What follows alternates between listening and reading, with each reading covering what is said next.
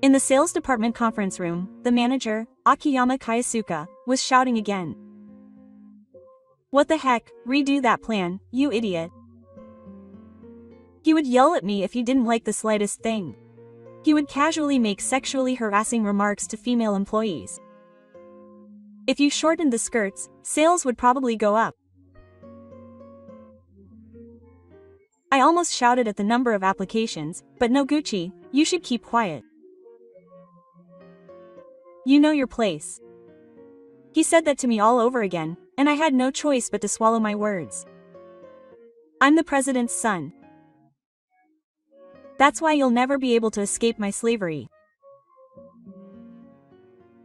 Kayasuka left the conference room laughing loudly. As we watched him leave, neither I nor anyone else could speak. The only heavy feeling was the silence.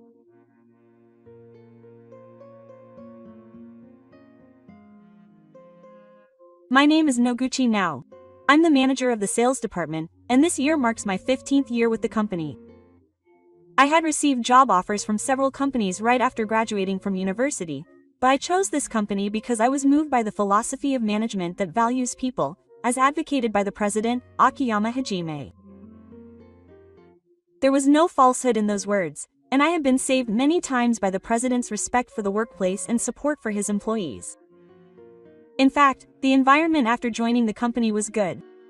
I was blessed with good colleagues and subordinates, and I continued to work solely in sales. I produced solid results, and recently people were saying that Noguchi might be the next department manager. However, someone appeared to interrupt that flow. It was the department manager, the president's son, Kayasuka Akiyama.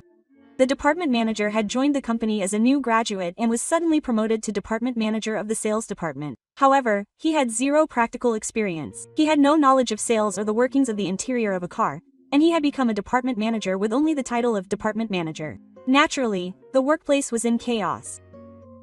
The department manager seemed to genuinely believe that he was special. He could do anything and get away with it. He could say anything to anyone. That arrogance was evident. Is this some kind of document brat's work? He has no sense. Kaiko says these kinds of things the most when his subordinates make proposals in meetings. He insults them based on his intuition and feelings without even reading the contents. He doesn't hold back when dealing with female employees. If you shorten your skirt, the numbers might go up. Every time he opened his mouth, it was full of jokes and insults. The sales department was no longer functioning properly. I had worked up the courage to speak up a few times. Mr. K, what you say affects the situation on the shop floor. Think about it for a moment. You should know better than to say anything to me. When I was told that, I couldn't say anything. I wasn't the only one.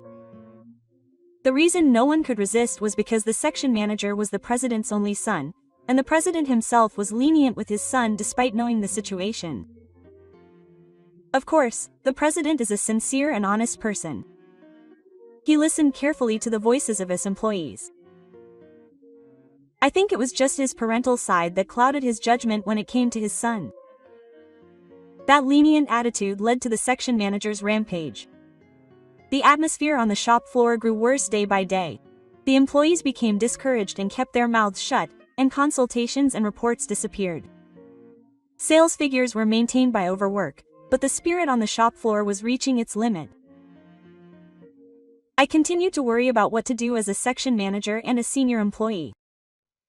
But I was so concerned about the position of the department manager and the president's reaction that I ended up not taking any action. It's embarrassing to say, but that was me at the time. But on the day of that meeting, when I heard those words from the department manager, I felt like something inside me had quietly collapsed. At the time, I didn't even know what it was. That day, I felt a little better. I was called by the president in the morning and officially received the case.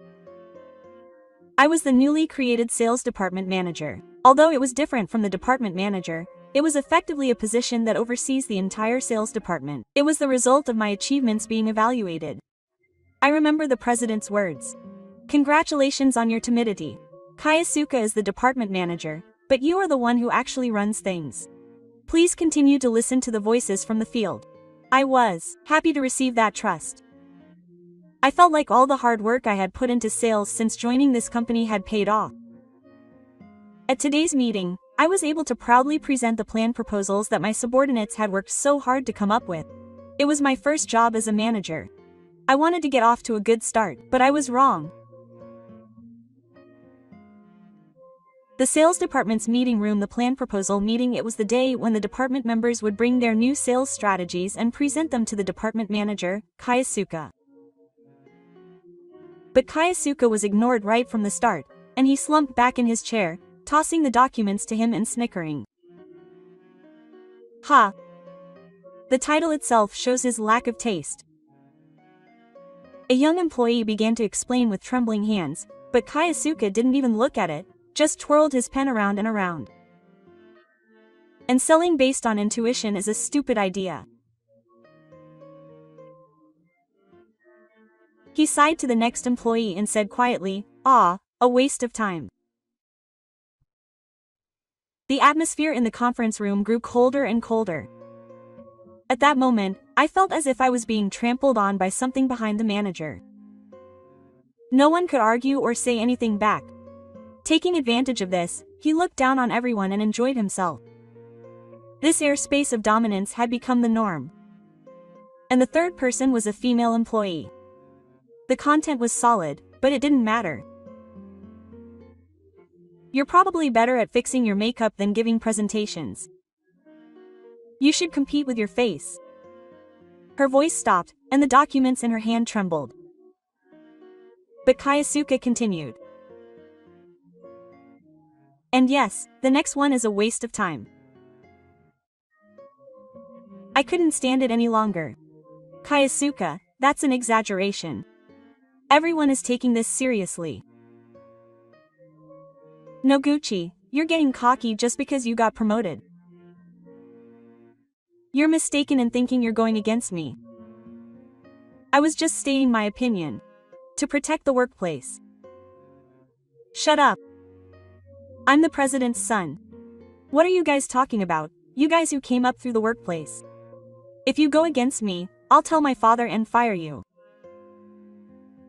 No one could say a word at those words. The gazes around them quietly turned down. You're all my slaves. You'll never be able to escape. Kay left the conference room, laughing alone. Silence was all that remained in the room. I'm sorry. It's impossible. A female employee began to cry. She shook her shoulders and said, "I'm sorry," over and over again. No one spoke to her tears. My heart ached. I should have been in a position to protect her. When I became a manager, the president said this. I want you to convey the voices of the workplace to me without hesitation. That's your role. I see. Now I can give my opinions directly to the president.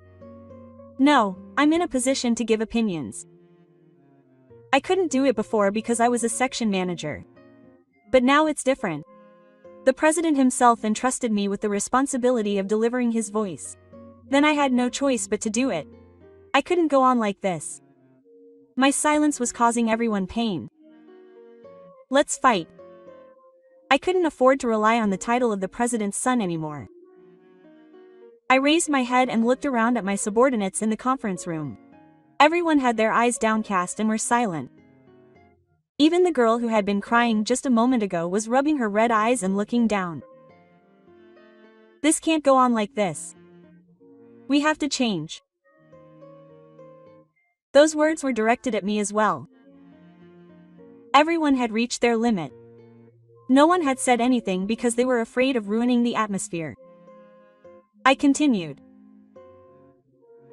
If you're not satisfied with Kazuki's methods, please speak up. I have a responsibility as a manager who wants to protect you. After a moment of silence, a small voice rose. Noguchi-san, I've reached my limit too. I can't work under that guy anymore. I don't want to work with a bad face anymore. Multiple voices piled up one after another. I felt like my existence was being denied by all the insults. It was really tough for us to laugh off jokes. We couldn't stand having our personalities denied every time we messed up. Those were the real feelings that had been pent up deep in our hearts. The feelings that everyone had been suppressing came flooding out like a bolt from the blue. I nodded firmly. Then let's do it. Let's gather evidence. Let's prove that our words were correct. So I'll give the CEO a talk. That's when the action began.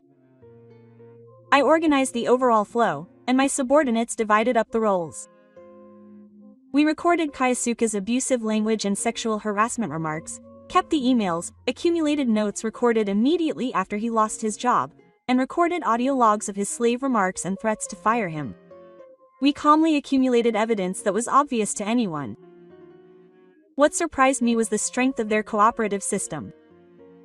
No one slacked off and everyone was serious. That just shows how cornered everyone was. While gathering evidence, we also made small changes. Whenever Kaisuke gave us an unreasonable order, we would confidently say, "Please tell me the reason." When Kaisuke wasn't looking, we would call out to each other and encourage each other. Little by little, I felt the atmosphere at work changing. And then, a few weeks later, a notebook full of records, audio files saved on a USB, and printed email history all told the story of Kaisuke's final chapter on the 4th. I stuffed it into an envelope and held it close to my chest. Then, when it was time for lunch, I stood in front of the president's office. The sound of a knock felt heavy in the night. "President, I have something important to tell you. Can I have a moment?" When I opened the door to the president's office, the president had a calm expression on his face as usual. I quietly handed the documents to the president's desk. The files contained evidence collected from his subordinates, daily statements, emails sent, and audio files. All of them supported his application. "President, please take a look here. This is the reality at the workplace." President Akiyama hid in front of me and silently opened the documents. When he saw the first number, he narrowed his eyes and looked up. "Is this really what happened at our workplace?" Kaisuke refused to believe it. But I silently operated my smartphone and played the audio file. "Are you guys in a position to complain when you have zero sales? If you don't like it, then quit. There are plenty of replacements." The voice in the recording was unmistakably Kaisuke's. The color of Shinaga's eyes changed. His fingers were trembling slightly. This was the voice of my son, stunned. I nodded. "If we leave things as they are, there will be mass resignations." In fact, one of the female employees was in tears, saying she had reached her limit. Silence fell. The president took a deep breath, closed the documents, and picked up the phone. "Call Kaisuke to the president's office." A few minutes later, the door opened. He appeared with his hand and sneered at me as soon as he saw me. "It's you again, Noguchi. What's this time?" I sat down on the sofa with a serious look on my face. The president deliberately avoided eye contact and began. "You are suspected of being a liar. I have evidence." "Huh, what's that? Isn't someone lying?" The president played the recording silently. What came out was his insults. It was the same thing. Oh, he finally found out. But, you know, that was a joke. That's not going to happen. The moment he became defiant, the president's expression changed completely. His eyes widened and he slammed the desk. "Don't mess with me. What's so funny about that? Go and see." The president's Saturn echoed throughout the room. Kayasuka shrugged and laughed. "No, that's why it's everyone's fault for not taking it as a joke. This isn't a joke." If he had reflected on it, there was still a way. "Huh. What's with that? Reflecting? I was just treating you normally. Subordinates don't grow unless you're strict." The president's eyes narrowed sharply. He put the recording file on the desk aside and said quietly, "Then there's no way for you anymore." An attitude of glancing around without reflecting on it is unacceptable. Kayasuka fell silent for a moment. "What the heck? You're lecturing me instead of the president? My father wouldn't go that far. Are you going to fire me?" "Yes." He said it briefly and quietly. "You are no longer needed in this company. As of today, all authority will be revoked." "Ha! Don't mess with me. What did I do?" "It's because these guys made a fuss. You're just a subordinate, but you're going against me." The president stood up from his chair. "Shut up." That single word cut through the air in the president's office. It was a heavy voice that resonated. I straightened up too. The man who had remained silent in the face of his subordinates' suffering was now, for the first time, getting serious. The president took another step closer to Kayasuka. "I don't know if you have even the slightest idea of how much your words and actions have driven the employees to their knees. That one word tells me everything about you." And then the president slowly turned to face me. "Noguchi, I'm so sorry I made you go through this." With that, the president bowed deeply. I was speechless for a moment. That president would bow to someone like me. I should have realized it myself sooner. I spoiled my own son and ended up making the employees suffer. I'm sorry. The president's head was bowed so low that his forehead touched the desk. There was no intimidation in his appearance as usual. All that was evident was the sense of responsibility as someone entrusted with the job site and the determination of a father. I was finally able to speak. "Thank you, President." No more words came out. A warm feeling filled my chest. The president raised his head and looked straight at me. "Noguchi, I feel that I am also responsible. That's why O will also be punished." Punishment. My salary will be cut in half for a year. I intend to make a formal announcement to all employees. Tension ran through the president's office at those words. But the next moment, Kayasuka yelled in a distorted tone. "Ha! Wait a minute. What are you going to do about my living expenses? I have a mortgage and a car, so don't decide something like that on your own. Are you still only thinking about yourself?" The president sighed deeply. The fact that he's saying such things in this situation means it's already over. I'm cutting ties with my father. I'll impress you. "Ha! Don't mess with me. It's cowardly to cut me off or push me away now. Even so, I have to fulfill my responsibilities as the president."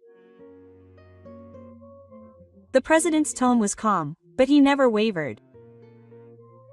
"This is the result of overlooking you just because you're the president's son. I was too lenient with you. That's what caused the employees to suffer. It's over. Don't mess with me. What did I do? It was just a little joke. Are you crazy to ruin your life over something like this?" The president didn't change his expression at all in response to the screams and pressed a button on his desk. A few seconds later, two men from the train security team quietly entered the room. "Let this man out." The security guards approached Kaisuke without saying a word. "Hey, stop. Don't touch me. I'm the president's son. You can't do this to me. Talk to me." Kaisuke continued to resist as he was led out of the president's office. "Don't mess with me." The screams echoing in the hallway gradually faded away.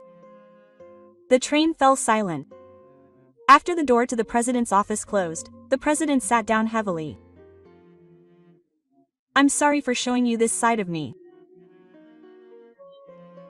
"No, I'm grateful that you've been so forthcoming."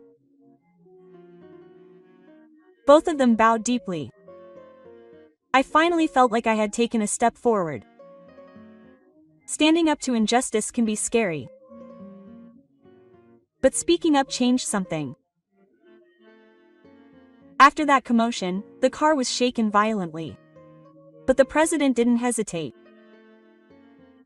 Kaisuke's power harassment and the president's own punishment for it were officially notified to all employees. There was a brief commotion in the car when he said that the president's salary would be halved for 1 year, but what resonated even more was the president's sincere apology, saying that Akiyama Kaisuke had failed to fulfill his responsibilities as an employee, let alone as my son.